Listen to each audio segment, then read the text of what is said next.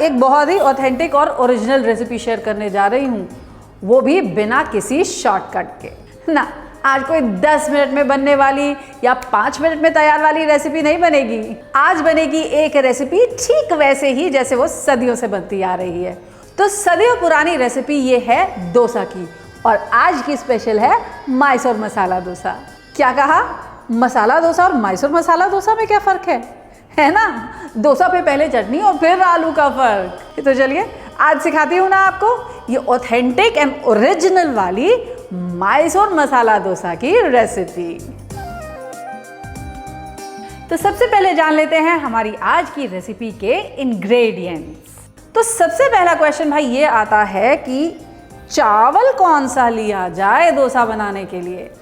तो ध्यान रखिएगा, डोसा बनाने के लिए हमें चाहिए पूनी चावल, और अगर वो ना मिले तो सोना मंसूरी चावल का आप इस्तेमाल कर सकते हैं। तो ये तो हुई बात चावल की। अब दूसरा इंपॉर्टेंट क्वेश्चन ये है कि कितना चावल और कितनी उड़द की दाल। बहुत लोग आपसे बताएंगे कि 1:2 का रेशियो फॉलो कीजिए, लेकिन मेरी रेसिपी में आज मैं फॉलो करने जा रही हूँ 1:3 का रेशियो, यानी कि जितनी उड़द दाल उसका 3 गुना मैं लूँगी आज चावल। तो 1.5 कप मैंने ले लिया है यहाँ पर ये चावल, और इसको पहले धो करके मैं भिगो करके रख दूंगी।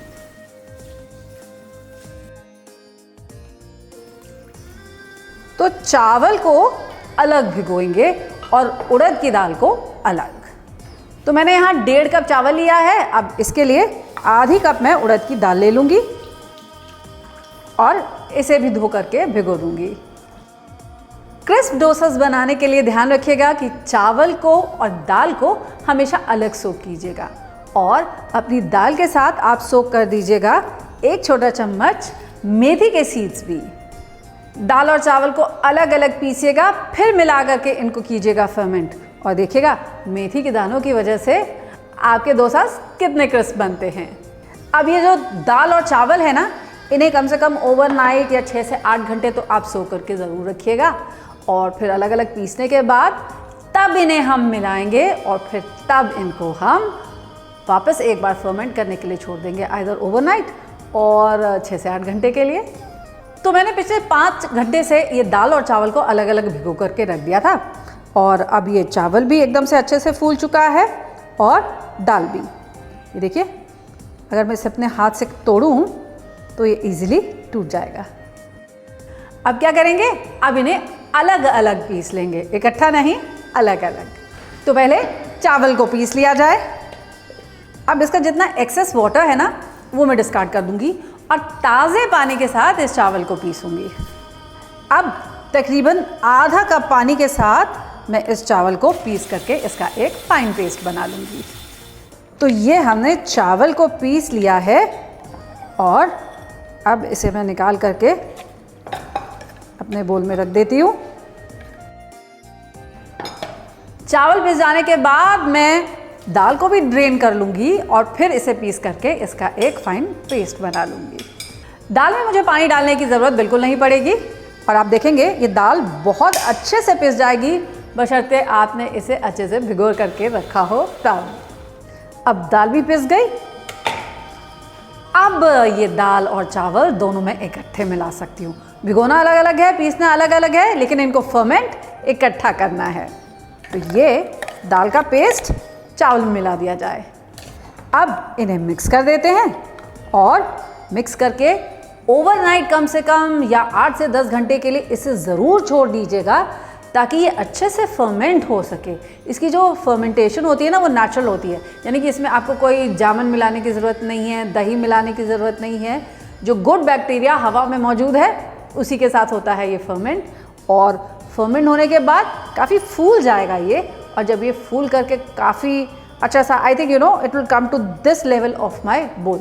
जब तक ये इतना अच्छे से फूल नहीं जाता तब तक मुझे करना पड़ेगा थोड़ा सा इंतज़ार, और उसके बाद बनेंगे हमारे डोसास बढ़िया क्रिस्प। अब दाल और चावल को तो फर्मेंट करने के लिए छोड़ दिया, तो मसाला डोसा और मैसूर मसाला डोसा में क्या फ़र्क है ये समझाती हूँ आपको। तो देखिए भाई, मैसूर मसाला डोसा डिफरेंट इसलिए होता है क्योंकि डोसा का जो क्रैप हम बनाते हैं, यानी कि जो डोसा आप फैलाते हैं, उसके ऊपर सीधे आलू का मसाला या आलू की भाजी नहीं रखी जाती, पहले उसके ऊपर स्प्रेड किया जाता है एक बहुत ही डिलिशियस गार्लिक और लाल मिर्च का पेस्ट, या आप उसे चटनी कह सकते हैं। तो पहले वो चटनी उस पर फैलाई जाती है और फिर डाला जाता है उसके ऊपर अपना मसाला, और तब ऐसे सर्व किया जाता है मैसूर मसाला डोसा। तो हम भी वही करते हैं ना, पहले वो चटनी बना लेते हैं। तो ध्यान से देखिए कि चटनी में क्या क्या जाना है। सबसे पहले तो लेंगे हम ये खड़ी लाल मिर्च, तो 8 से 10 लाल मिर्च आप ले लीजिए। अब ऐड करेंगे इसमें 1 कप पानी, और इस 1 कप पानी के साथ मैं इसे भिगो करके छोड़ दूंगी तकरीबन 1 से 2 घंटे के लिए, जब तक लाल मिर्च अच्छे से फूल नहीं जाती। लाल मिर्च जब अच्छे से फूल जाएगी ना, इसे निकाल लूँगी मैं अपने मिक्सी के जार में।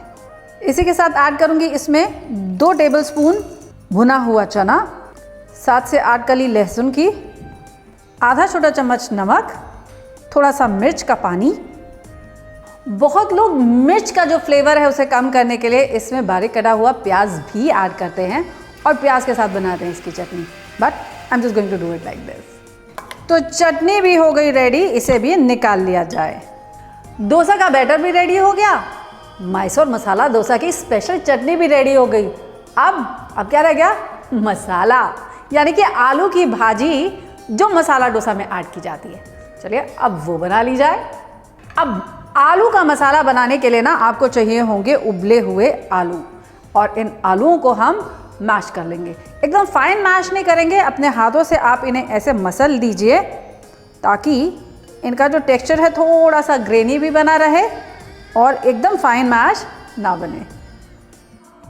पैन में लेते हैं थोड़ा सा oil. So I am taking about 2 tablespoons of oil in my pan, और पहले इस तेल को हो जाने देंगे अच्छे से गरम। तो जब तक तेल गरम होता है 2-3 हरी मिर्च फाइन चॉप कर ली जाए।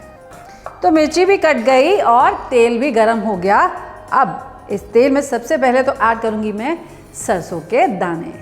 इसी के साथ ऐड करूंगी इसमें होल रेड चिलीज, कुछ करी लीव्स, बारीक कटा हुआ प्याज। अब ये प्याज को हम सौते कर लेंगे जब तक ये ट्रांसलूसेंट पिंक नहीं हो जाता, यानी कि थोड़ा सा गुलाबी नहीं हो जाता। एंड वंस दैट हैपन्स मैं ऐड करूंगी इसमें ये बारीक कटी हुई हरी मिर्च भी। अच्छा, प्याज को ज़्यादा गोल्डन नहीं करना है, बस केवल ट्रांसलूसेंट पिंक रखना है।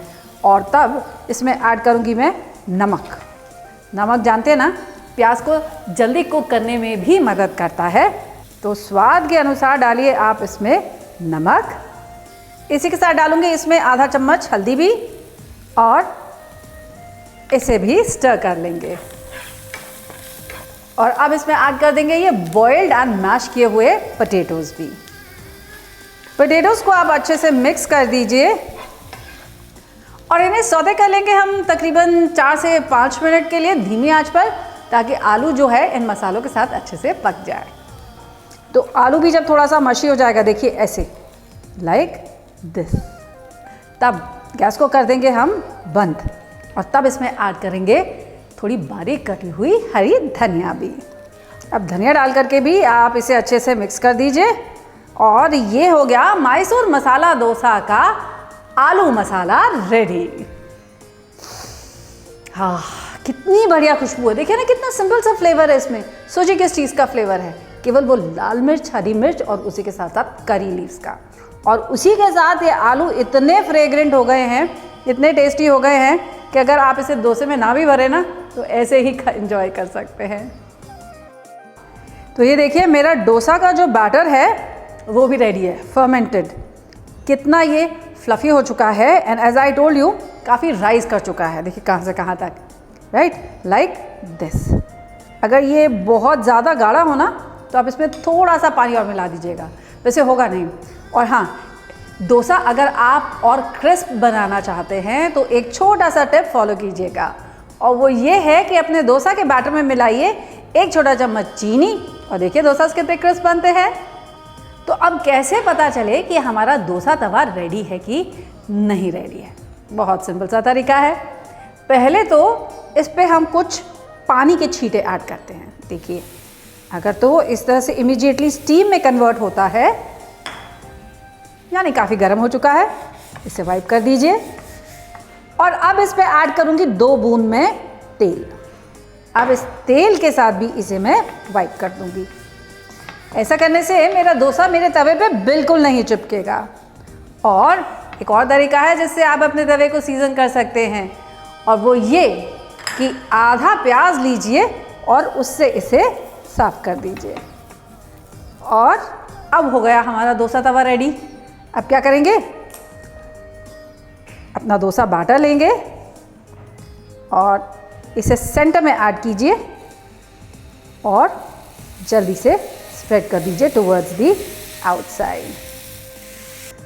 डोसा बैटर को अच्छे से क्रिस्प हो जाने देते हैं and once it is crisp add करेंगे इस पे थोड़ा सा ऑयल, और इसी के साथ ये जो चटनी प्रिपेयर करके रखी है ना, ये चटनी भी, और इसे भी आप पूरे डोसा पे स्प्रेड कर दीजिए। और अब अपना प्रिपेयर किया हुआ आलू का मसाला, इसे भी स्प्रेड कर दीजिए। आपका डोसा जब हो जाएगा अच्छे से क्रिस्प और गोल्डन, इसे टर्न कर देते हैं। चाहे तो आप इसे रोल कर सकते हैं, नहीं तो ट्रायंगल्स में भी फोल्ड करके रख सकते हैं, नहीं तो just like this we will fold it over. देखा कितना बढ़िया क्रिस्प डोसा तैयार हुआ है। इसे निकाल लेते हैं अपनी प्लेट पर और डोसे प्रिपेयर कर लिए जाए। अब आप चाहें तो इस तरह से इसे रोल कर लीजिए, नहीं तो बस हाफ में इसे ऐसे फोल्ड करके ऐसे भी सर्व कर सकते हैं, नहीं तो ट्रायंगल्स में भी फोल्ड कर सकते हैं। This done. अब क्या चाहिए भाई, इसके साथ एक बढ़िया सा सांभर हो जाए, थोड़ी सी चटनी हो जाए, कोकोनट की भी, और वो लाल वाली तो कहना ही क्या। लेकिन घबराइए मत, इनकी रेसिपीज़ तो ऑलरेडी मैं आपके साथ शेयर कर चुकी हूँ, सांभर की भी और इसी के साथ साथ वो लाल चटनी भी और कोकोनट चटनी भी। अगर आपने नहीं देखा है तो प्लीज़ मेरा चैनल चेक कीजिए। और अब मुझे ये बताइए कि आपने अभी तक मेरा चैनल सब्सक्राइब किया है कि नहीं किया। अरे भाई नहीं किया है तो जल्दी से कर लीजिए ना, तभी तो देखिए ना इतनी बेहतरीन सी रेसिपीज़ जैसे कि ये मैसूर मसाला डोसा, ये आपके साथ मैं शेयर कर पाऊँगी। और हाँ, याद है ना, अगर आप ये बेल आइकन दबाते हैं तो मेरी हर नई रेसिपी का नोटिफिकेशन आप तक पहुँचेगा तुरंत। एंड में लाइक ज़रूर कीजिएगा और कमेंट करके मुझे बताइएगा कि डोसास कितने क्रिस्प थे। तो ये लीजिए हो गए तैयार हमारे मैसूर मसाला डोसास। अब जब भी आपसे कोई कहे ना कि मसाला डोसा तो मसाला डोसा होता है, आप कहिएगा ना ना ना, मैसूर मसाला डोसा मैसूर मसाला डोसा होता है, कोई ऑर्डिनरी मसाला डोसा नहीं।